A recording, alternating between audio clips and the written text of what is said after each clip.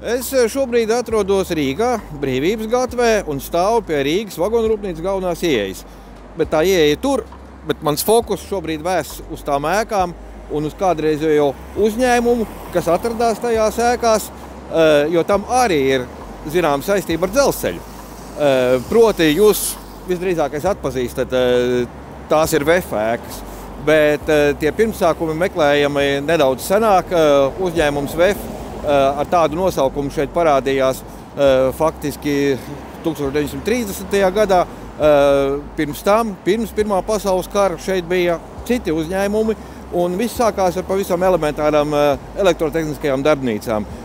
Pieprasījums pēc elektrotehnikas apkalpošanas, jaunu iekārtu radīšanas un arī remontu 19. gadsimta beigās parādījās, un uzņēmēji saprata, ka tur var būt zināms ienesīgums.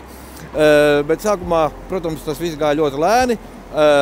Galvenais uzrāviens bija 1898. gadā, kad šo teritoriju nopirka Vācijas ASV uzņēmums Union un uzsāka ražot dažāda veida elektrodzinējus, dinamo mašīnas, un tur parādījās pirmā saistība ar dzelzceļu, jo arī Maskavas-Ventspils dzelzceļa būvniecībai nepieciešamās elektrotehniskās ierīces šeit tika ražotas. Arī priekš ielu dzelzceļiem, jeb tramvajiem šeit ražoja dzinējus, un sākās tā ciešā sažloba ar dzelzceļu. 1905. gadā šeit iemitinājās cits uzņēmums, tad tika pārpirkts iepriekšējais un parādījās uzņēmums AEG, kur, es domāju, mēs visi diezgan labi pazīstam. Līdz ar to arī tās pirmās divas ēkas fasādes, kas tieši man aiz muguras redzams, kuras ir projektējis arhitekts Henriks Šēls, tika papildināts ar divām jaunākām ēkām. To turnīti Pēters Bērens, Vācijas arhitekts, ir projektējis, un arī to, kas pašā galā, to gan nepabeidza līdz karam, tā arī ir AEG arhitekta projektēta ēka. Pēc Pirmā pasaules kara bija diezgan liela neskaidrība, kas tad te būs, kam tas viss piederēs, jo iekārtas bija evakuētas un faktiski nekāda ražošana te nenotika. Un 1927. gadā šeit sāk ievākties palēnām pastu un telegrāfa departamenta darbnīcas, un kas, kā jau minēju, vēlāk pārtapa uzņēmumā VEF. VEFiņā ražoja ļoti daudz ko. Nevar teikt, ka pilnīgi visu, bet ne tikai elektriskās mašīnas un iekārtas, bet arī lidmašīnas, fotoaparātus, Minox ir tas pazīstamākais, protams, radioaparātus, automobīļus. Jā, ļoti plašs klāsts, bet mazāk zināms ir par dzelzceļu. Arī dzelzceļam šeit tika daudz kas ražots.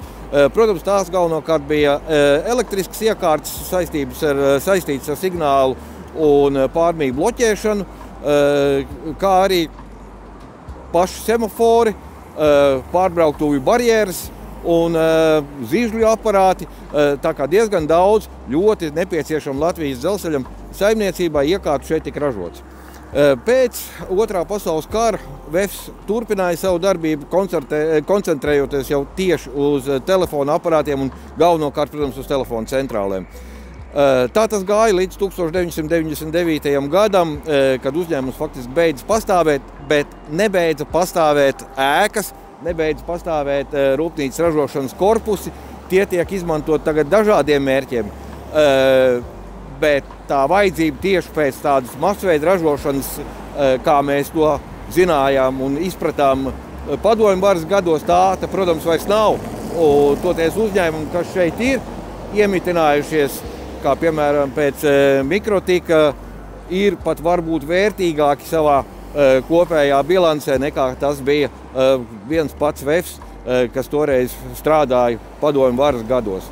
Tā kā man ir liels prieks, ka gan tās ēkas turpina funkcionēt un kā industriālā mantojuma pieminekļi, un ne tikai, bet arī valsts nozīmes arhitektūras pieminekļi tiek koptas, tiek attīstītas, un uzņēmums VEFs kā tāds, varbūt ne, bet VEF kvartāls turpina pastāvēt un attīstīties.